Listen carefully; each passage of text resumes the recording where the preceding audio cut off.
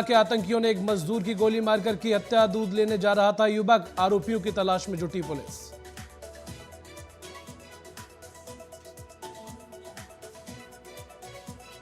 मोदी सरकार के 9 साल पर बीजेपी का महाजनसंपर्क अभियान, 30 जून तक प्रचार का मेगा प्लान। प्रधानमंत्री का ट्वीट, कड़ी मेहनत जारी रहेगी, अमित शाह और नड्डा का भी संदेश।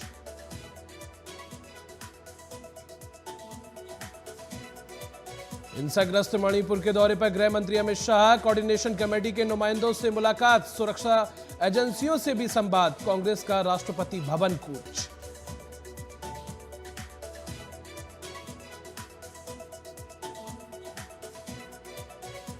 दिल्ली के साक्षी मर्डर केस में आरोपी को पुलिस ने बुलंदशहर से दबोचा। पूछताछ में बोला, हत्या का अफसोस नहीं। पूछताछ के लिए 2 दिनों की पुलिस रिमांड।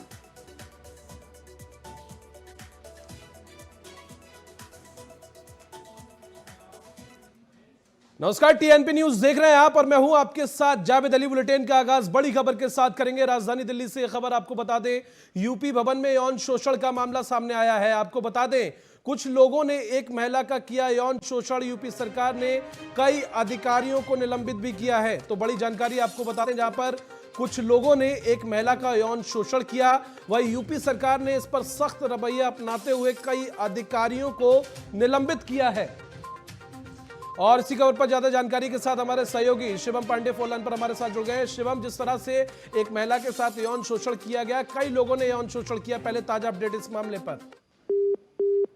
सहयोगी से संपर्क हमारा टूट गया है, दोबारा संपर्क साधने की कोशिश करेंगे। फिलहाल बड़ी जानकारी आपको बता दें, यूपी सरकार सख्त रवैये में नजर आई है। कई अधिकारियों पर इसकी गाज गिरी है, कई अधिकारियों को निलंबित किया गया है। कुछ लोगों ने एक महिला का यौन शोषण किया था, वहीं यूपी सरकार ने कई अधिकारियों को इस पूरे मामले पर निलंबित किया है। यूपी भवन में यौन शोषण का फिलहाल ये मामला सामने आया है और कुछ लोगों ने एक महिला के साथ यौन शोषण किया था। फिलहाल यूपी सरकार ने सख्त तेवर दिखाते हुए कई अधिकारियों को निलंबित किया है। शिवम पांडे हमारे साथ फोन लाइन पर जुड़ गए हैं। शिवम, जिस तरह से महिला के साथ यौन शोषण किया, ताजा अपडेट क्या है इस पूरे मामले पर?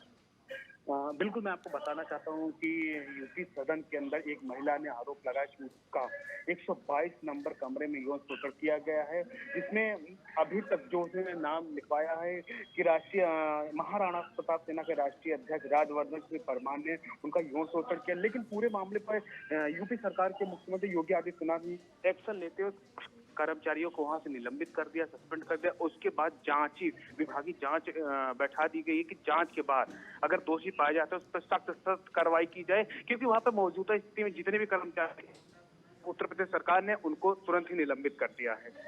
इस पूरे मामले पर अभी तक क्या कुछ तथ्य निकलकर सामने आए हैं? पुलिस के आला अधिकारियों की तरफ से क्या कुछ प्रतिक्रिया निकल कर आई है? क्या इस पूरे मामले पर अभी तक कोई एफआईआर दर्ज की गई है? शिवम जी बिल्कुल, आपने सही कहा कि महिला ने चाणक्यपुरी थाने में एक अपना एफआईआर दर्ज करवाया, लेकिन अभी दिल्ली पुलिस से जब बातचीत किया जा रहा है, लेकिन दिल्ली पुलिस सब कुछ कहते हुए मीडिया से बचते हुए नजर आ रही कि हम जांच के बाद ही मीडिया को देंगे। लेकिन अभी तक दिल्ली पुलिस के द्वारा मीडिया को कुछ भी नहीं बताया जा रहा, लेकिन एफआईआर महिला के तहरीर पर जांच लगातार जारी है।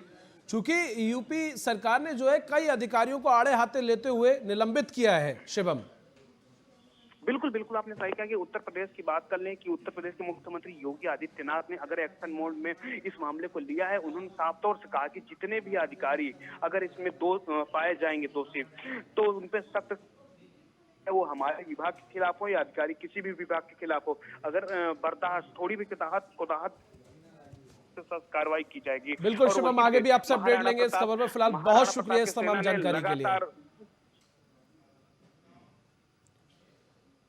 और चले इसी बीच एक और बड़ी खबर आपको बता दें, नए संसद भवन को लेकर नहीं थम रही राजनीति। आपको बता दें, आरजेडी ने अब सेंगोल पर ट्वीट कर बीजेपी को घेरा है।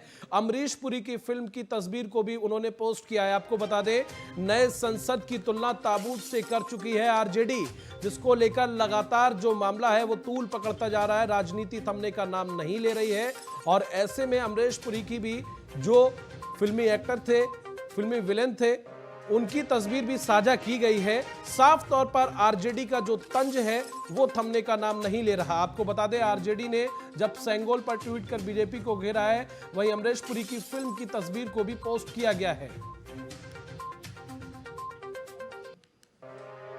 उधर नए संसद भवन के उद्घाटन कार्यक्रम में शामिल होने से नाराज जदयू राज्यसभा के उपसभापति हरिवंश को पार्टी से निलंबित करने की तैयारी कर रही है। पार्टी ने हरिवंश पर पद के लिए जमीन बेचने का आरोप लगाया है। गौरतलब है कि हरिवंश न सिर्फ उद्घाटन समारोह में शामिल हुए थे, बल्कि नए संसद भवन में राष्ट्रपति और उपराष्ट्रपति का संदेश भी पड़ा था। जदयू सूत्रों ने बताया कि पार्टी नेतृत्व ने हरिवंश के पास उद्घाटन समारोह से दूर रहने का संदेश भिजवाया था। संदेश के बावजूद उद्घाटन समारोह में शिरकत करने से पार्टी नेतृत्व उनसे बेहद नाराज है।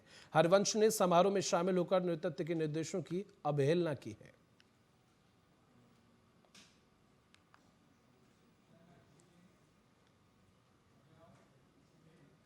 चले इसी बीच यूपी के रायबरेली से बड़ी खबर आपको बता दें, पहलवान के समर्थन में आए आम आदमी पार्टी का प्रदर्शन। बड़ी खबर आपको बता रहे हैं, पहलवान के समर्थन में आपके पदाधिकारी धरने पर बैठे हैं। शहीद चौक में धरने पर बैठे हैं आपके ये कई पदाधिकारी। साफ तौर पर जिस तरह से पहलवान यौन शोषण को लेकर, ब्रजभूषण की गिरफ्तारी को लेकर लगातार जो है धरने पर बैठे हुए थे। हालांकि इस धरने को बीते दिन पहले ही दिल्ली पुलिस ने खत्म करा दिया, लेकिन अब रायबरेली में भी इसका शोर देखने को मिला है, जहां पर जो आम आदमी पार्टी के पदाधिकारी हैं उन्होंने अपना समर्थन पहलवानों को दिया है। बड़ी खबर आपको बता रहे हैं, तस्वीरों में आप देख सकते हैं किस तरह से हाथों में पोस्टर लिए आम आदमी पार्टी के पदाधिकारी नारेबाजी करते हुए नजर आ रहे हैं और साफ तौर पर ब्रजभूषण की गिरफ्तारी की मांग कर रहे हैं। फिलहाल यूपी के रायबरेली की तस्वीरें हैं टीएनपी न्यूज पर जो आप देख रहे हैं। पहलवान के समर्थन में आपके पदाधिकारी धरने पर बैठे हैं। शहीद चौक में धरने पर बैठे आपके पदाधिकारी। तो तस्वीरों में आप देख सकते हैं लगातार जो है पहलवानों के समर्थन में कहीं ना कहीं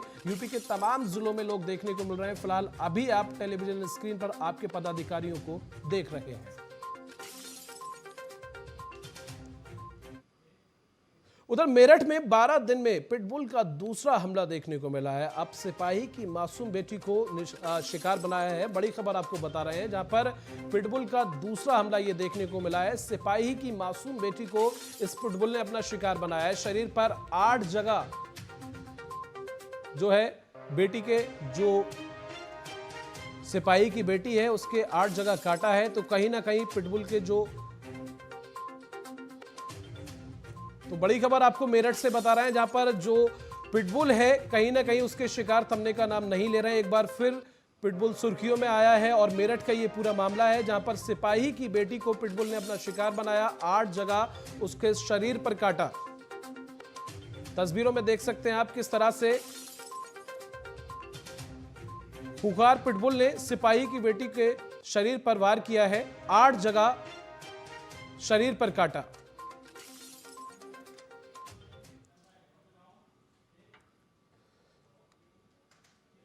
चलिए आगे बढ़ेंगे। भारत दौरे पर आए कंबोडिया के राजा से विदेश मंत्री एस जयशंकर ने मुलाकात की। कंबोडिया के राजा की भारत यात्रा पर आपको बता दें कि विदेश मंत्रालय ने प्रेस विज्ञप्ति में कहा है कि कंबोडिया के राजा की यात्रा भारत और कंबोडिया के बीच सभ्यतागत संबंधों को और मजबूत और गहरा करेगी। 60 सालों में कंबोडियाई राजा की पहली यात्रा है भारत में। वहीं उनकी यह यात्रा कंबोडिया की कूटनीतिक संबंध स्थापित होने की 70वीं सालगिरह की उपलक्ष्य में हो रही है।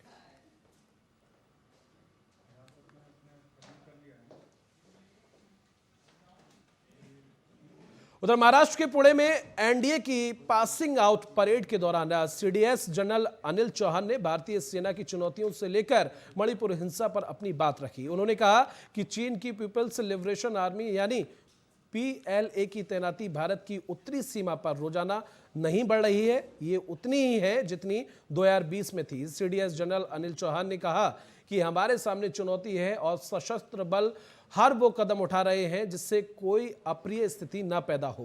उन्होंने कहा कि हम देपसांग और डेमचौक को छोड़कर सभी जगहों पर वापस जाने में सफल रहे हैं और इसे लेकर बातचीत जारी है।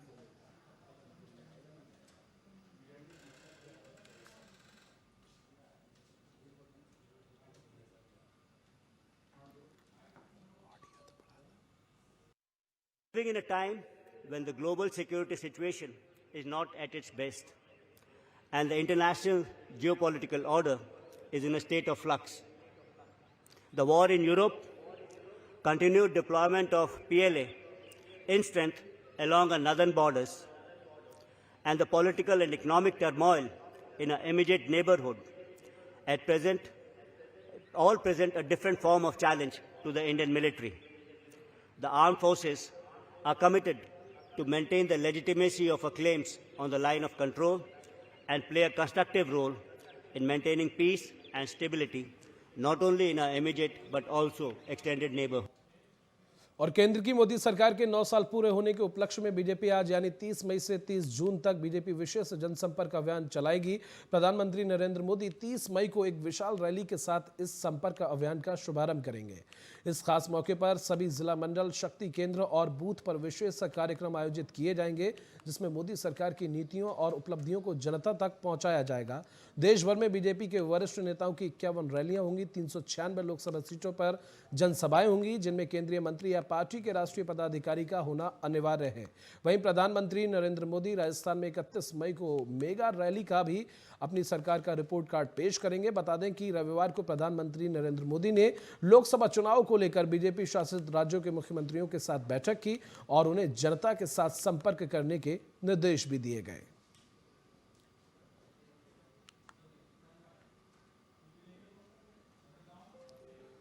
उधर मणिपुर हिंसा मामले में कांग्रेस अध्यक्ष मल्लिकार्जुन खड़गे राष्ट्रपति द्रौपदी मुर्मू से मिलने पहुंचे। मणिपुर की स्थिति को लेकर राष्ट्रपति को ज्ञापन भी सौंपा।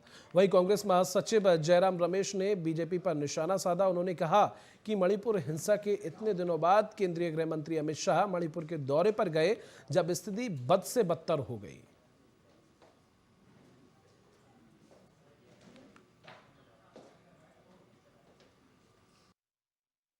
इसमें डिटेल मेमोरेंडम में हमने जो लिखा है वो आपको बताएंगे। जो हमारे द्वारा डिमांड्स हमने वहाँ पेश किए हैं वो पूरा आपको सविस्तर के साथ अभी कांग्रेस ऑफिस में प्रेस कॉन्फ्रेंस करके डिटेल बताएंगे। उधर कांग्रेस के वरिष्ठ नेता और सांसद पी चिदंबरम ने सोमवार को कहा कि आगामी लोकसभा चुनाव में भाजपा के खिलाफ विपक्षी दलों को एकजुट होने में थोड़ा समय लगेगा। 2024 के लोकसभा चुनाव की रणनीति के बारे में पूछे जाने पर कांग्रेस नेता ने कहा, मेरे विचार से अगर गैर बीजेपी विपक्षी दल एक साथ हो जाते हैं तो संभव है कि 450 सीटों पर हम एक आम उम्मीदवार के साथ भाजपा के खिलाफ चुनाव लड़ सकते हैं, लेकिन यह एक आकांक्षा है। पार्टियां 12 जून को पटना में बैठक कर रही हैं। यह कार्य प्रगति पर है, यह होगा, लेकिन इसमें कुछ समय लगेगा।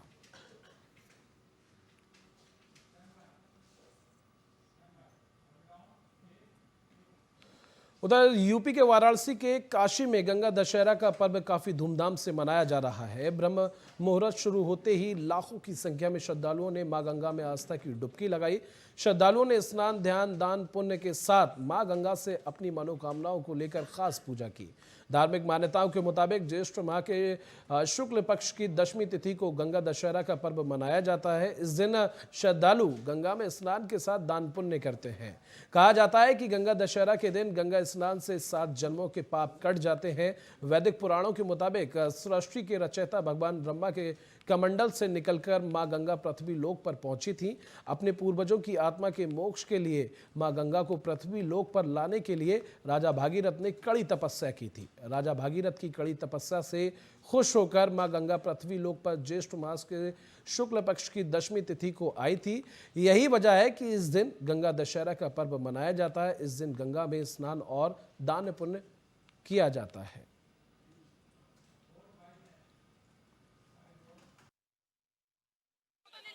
शिवांगी सिंह, यही बनारस चौका घाट। क्या मान्यता है आज के दिन? आज गंगा दशहरा है। आज ही के दिन गंगा माता का अवतरण हुआ था। आज के दिन यही स्नान होता है, जल दिया जाता है महादेव को और अन्नदान किया जाता है। हाँ, वही मोक्ष की प्राप्ति होती है आज के दिन गंगा स्नान करने से। घाट के पंडित जी हैं, तीर्थ पुरोहित है। आज कहा जाता है ज्येष्ठ मास के शुक्ल पक्ष है प्लस गंगा दशहरा है। गंगा दशहरा क्यों मनाया जाता है ये हम आपको बता रहे हैं। भागीरथ जी ने अपने पूर्वजों को तारने के लिए पहले ब्रह्म का तपोभूमि किया। ब्रह्मा जी को तपस्या करके ब्रह्मा जी ने कहा कि मैं तो कमंडल से गंगा जी को तो छोड़ तो दूंगा, पर गंगा माता पृथ्वी पे आके त्रैमाम हो जाता है। तो अब क्या करें? उन्होंने कहा कि आप शिव जी का तपस्या करें। शिव जी का उन्होंने तपस्या किया। शिव जी ने गंगा माता को अपने जटाओं में बांधा और जटाओं के शीश से थोड़ा सा अपना जटा खोला और गंगा माता को बहाना स्टार्ट किया। आज के दिन का महत्व ये है कि गंगा स्नान में कई बाहरी लोग, तीर्थ यात्री लोग आते, गंगा स्नान करते हैं, पंडित जी को फल इत्यादि करते हैं अपने कष्ट बाधा रोग व्याधा दूर करने के लिए। उधर पाकिस्तान की ओर से बार बार आलापे जा रहे कश्मीर राग पर अब सीएम योगी का बयान सामने आया है। दरअसल सीएम योगी मोदी सरकार के 9 साल पूरे होने पर लखनऊ में सोशल मीडिया में डायलॉग कार्यक्रम को संबोधित कर रहे थे। कार्यक्रम को संबोधित करते हुए सीएम योगी ने पाकिस्तान को जमकर लताड़ लगाई। सीएम योगी ने अपने बयान में कहा कि पीओके का जिक्र करते हुए कहा कि वहां के लोग अब भारत का हिस्सा बनना चाहते हैं और भारत से गुजारिश कर रहे हैं कि यहाँ की सरकार उन्हें फिर से भारत में मिलने के लिए कोई काम करे।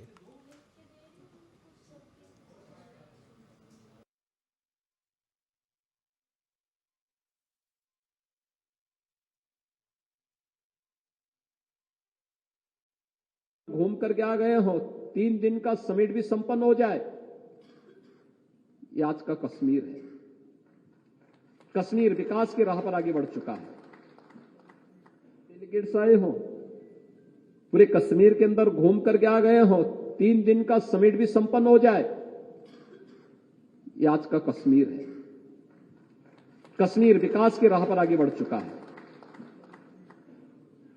कश्मीर में अब पाक अधिकृत कश्मीर से आवाज उठ रही है कि हमें भी अब इस पाकिस्तान से मुक्ति दो, भारत के अंदर फिर से वापस लाने का कार्य करो। वे मांग वहां पे उठने लग गई है। आपने देखा होगा पाकिस्तान के अंदर की क्या स्थिति है। 5 किलो गेहूं के लिए छीना झपटी हो रही है। यानी दुनिया को आतंकवाद की भट्टी में झोंकने वाला आज एक एक रोटी के लिए तरस रहा है और भारत समृद्धि की एक नई नई राह चढ़ रहा है। महाराष्ट्र की राजनीति में हाल ही के समय में काफी उथल पुथल देखी गई। आपको बता दें, अब उद्धव शिवसेना के सांसद विनायक राउत ने बड़ा दावा किया है। उन्होंने कहा कि शिंदे शिवसेना के 22 विधायक और 9 सांसद पार्टी छोड़ने की तैयारी कर रहे हैं। विनायक राउत ने दावा किया कि शिंदे शिवसेना के 13 में से 9 सांसद उद्धव ठाकरे की शिवसेना के संपर्क में हैं। राउत ने यह भी कहा कि शिंदे शिवसेना के सांसद इसीलिए नाराज हैं क्योंकि उनके काम नहीं किए जा रहे हैं और साथ ही उन्हें तिरस्कार भी झेलना पड़ रहा है। विनायक राउत का यह भी दावा शिंदे शिवसेना के सांसद गजानन कीर्तिकर के उस बयान के बाद आया है जिसमें कीर्तिकर ने कहा था कि बीजेपी की तरफ से शिंदे शिवसेना की अवहेलना की जा रही है और एनडीए का हिस्सा होने के बावजूद उन्हें उचित सम्मान नहीं मिल रहा है।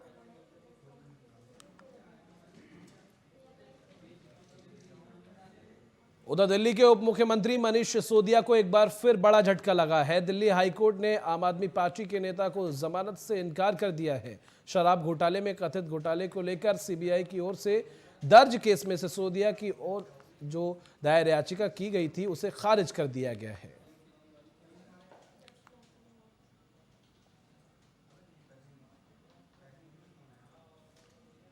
तो शराब घोटाले को लेकर जिस तरह से सिसोदिया ने जमानत याचिका जो दाखिल की थी, फिलहाल दिल्ली हाईकोर्ट ने उसे खारिज कर दिया है। कहीं ना कहीं उप मुख्यमंत्री मनीष सिसोदिया को एक बार फिर बड़ा झटका लगा है।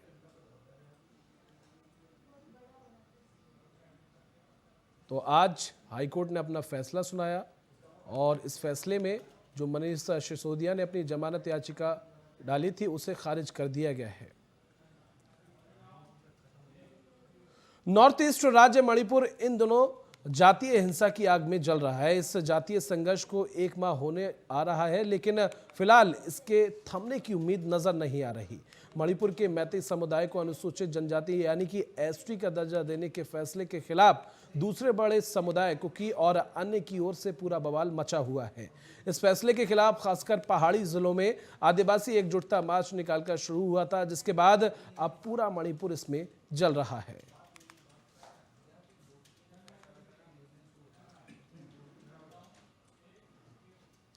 उधर जम्मू श्रीनगर नेशनल हाईवे पर झज्जर कोटली के पास बड़ा सड़क हादसा हुआ है। आपको बता दें, यहां एक बस खाई में गिर गई। जानकारी के मुताबिक हादसे में 7 लोगों की मौत की खबर है और 15 लोगों से ज्यादा घायल हो गए। बचाव अभियान अभी चलाया जा रहा है। बताया जा रहा है कि बस अमृतसर से वैष्णो देवी कटरा जा रही थी। बस में 50 से ज्यादा यात्री सवार थे। जैसे ही बस नेशनल हाईवे 44 पर झज्जर कोटली पहुंची, बस अनियंत्रित होकर खाई में गिर गई।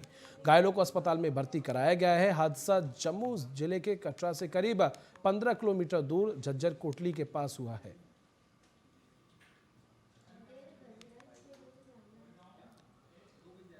जम्मू कश्मीर की पूर्व सीएम महबूबा मुफ्ती ने शीर भवानी मंदिर में पूजा अर्चना की। महबूबा के इस कदम को पंडितों के बीच पीडीपी की पहुंच को बढ़ाने के तौर पर देखा जा रहा है, जिसको बीजेपी नौटंकी करार दे रही है। रिपोर्ट में देखिए।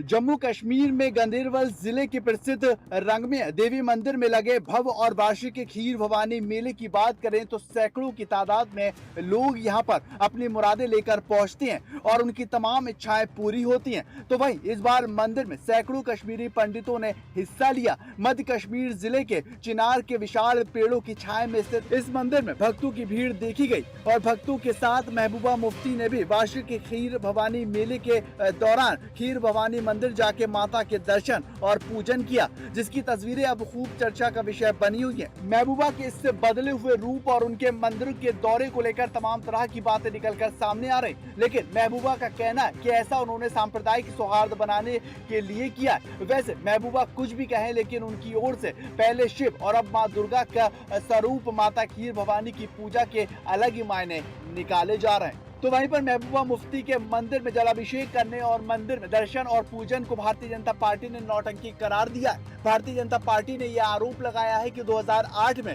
महबूबा मुफ्ती और उनकी पार्टी ने अमरनाथ जी श्राइन बोर्ड की भूमि आवंटन का विरोध किया था और तीर्थयात्रियों के हट निर्माण के लिए श्राइन बोर्ड की भूमि के अस्थायी हस्तांतरण की अनुमति नहीं दी थी। बहरहाल अब ये देखना होगा कि आने वाले टाइम में महबूबा मुफ्ती और उनकी पार्टी इन तमाम तस्वीरों का कितना फायदा उठाती नजर आती है, क्योंकि आने वाले वक्त में जम्मू कश्मीर के अंदर सरकार विधानसभा का चुनाव करवा सकती है, जिसको लेकर पार्टियां तैयारियां करती नजर आ रही हैं।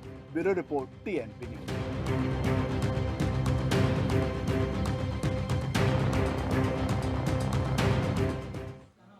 और देश की राजधानी दिल्ली में 16 साल की लड़की की हत्या मामले में बागेश्वर धाम के बाबा धीरेन्द्र शास्त्री ने गुस्सा व्यक्त करते हुए कहा कि कैसे किसी भाई का खून नहीं खौलेगा। दरअसल दिल्ली के शाहबाद डेरी इलाके में साहिल नाम के लड़के ने अपनी 16 साल की गर्लफ्रेंड की बेरहमी से हत्या कर दी।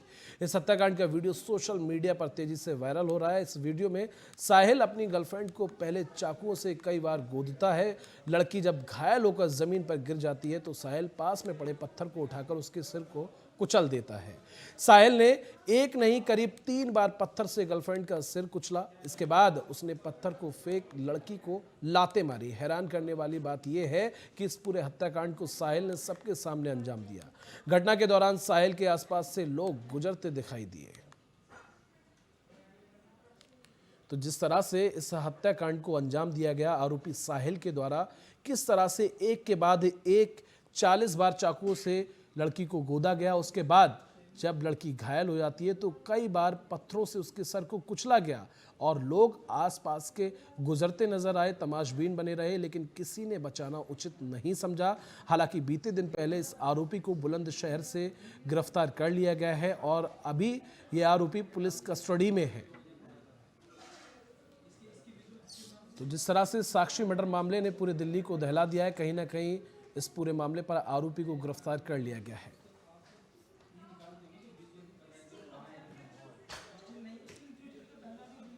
उधर चेन्नई सुपर किंग्स ने इंडियन प्रीमियर लीग यानी IPL 2023 का खिताब अपने नाम कर लिया है। 29 मई को नरेंद्र मोदी स्टेडियम में खेले गए फाइनल मुकाबले में चेन्नई सुपर किंग्स ने गुजरात टाइटंस को 5 विकेट से मात दी। MS धोनी की कप्तानी वाली चेन्नई सुपर किंग्स ने 5वीं बार IPL का खिताब जीता है। इस यादगार जीत के साथ ही चेन्नई सुपर किंग्स ने सबसे ज्यादा बार IPL खिताब जीतने के मामले में मुंबई इंडियंस की बराबरी कर ली है। दूसरी तरफ हार्दिक पांड्या की कप्तानी वाली गुजरात टाइटंस ने लगातार दूसरी बार IPL चैंपियन बनने का मौका गंवा दिया।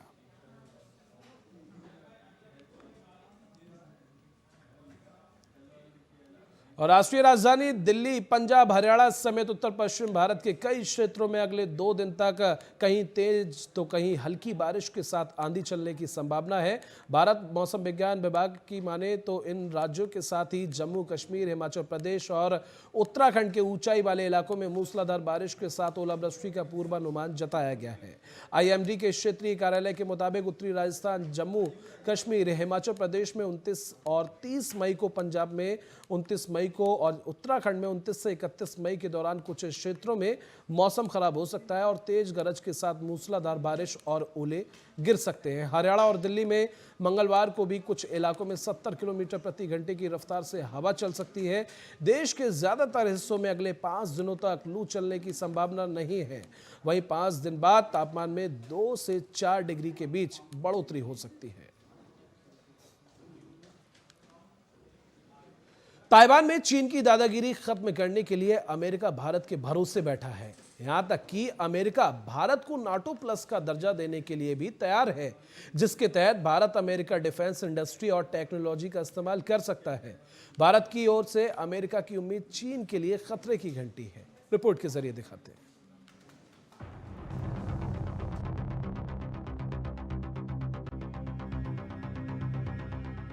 रूस यूक्रेन युद्ध का दुनिया पर अब ऐसा असर हुआ है कि अब दुनिया के अधिकांश समीकरण इस युद्ध से प्रभावित होते नजर आ रहे हैं। नाटो की अगुवाई में अमेरिका यूक्रेन का पुरजोर समर्थन कर रहा, लेकिन युद्ध में खुलकर शामिल होने से बचता नजर आ रहा। उसकी कोशिश है कि दुनिया के ज्यादा से ज्यादा देश रूस के खिलाफ जंग नाटो के साथ आए। ऐसे में अमेरिका भारत को पश्चिम देशों के साथ लाना चाहता है। हाल ही में नाटो ने अमेरिका की स्थायी प्रतिनिधि जूलियन स्मिथ ने कहा कि भारत के लिए नाटो के दरवाजे खुले हैं, लेकिन इसमें समझना जरूरी है कि आखिर अमेरिका ऐसा चाहता क्यों है। दरअसल भारत और रूस के बीच संबंध गहरे हैं और पश्चिमी देशों के प्रतिबंधों के बावजूद भारत रूस से तेल खरीदता नजर आ रहा है और हथियारों की खरीद भी जारी है। अमेरिका सहित पश्चिमी देशों के आग्रह पर भारत ने उनका प्रतिबंधों में साथ नहीं दिया, जिससे वो रूस को अलग थलग करने में नाकामयाब नजर आ रहे हैं। तो वही जानकारों की माने तो अमेरिकी संसद के एक समिति ने चीन के बढ़ते प्रभाव को देखते हुए ये सिफारिश की है कि भारत को नाटो प्लस समूह में शामिल कर लिया जाए। हाल ही में नाटो देश के साथ ऑस्ट्रेलिया, न्यूजीलैंड, जापान, इजराइल और दक्षिण कोरिया भी शामिल हुआ, लेकिन भारत को शामिल करके इस समूह में और भी ज्यादा मजबूती मिलती नजर आएगी, जिसको लेकर अमेरिका लगातार प्रयास कर रहा है। गौरतलब है कि भारत और अमेरिका के बीच के संबंधों को मजबूत करने के लिए अमेरिका की ओर से ये सिफारिश की गई। आपको बताएं कि पीएम नरेंद्र मोदी की अगले महीने होने वाली अमेरिका यात्रा से पहले ये सिफारिश आई है, जिसकी चर्चाएं अब पूरी दुनिया में दिखाई देने लगी है। Bureau report, TNP news.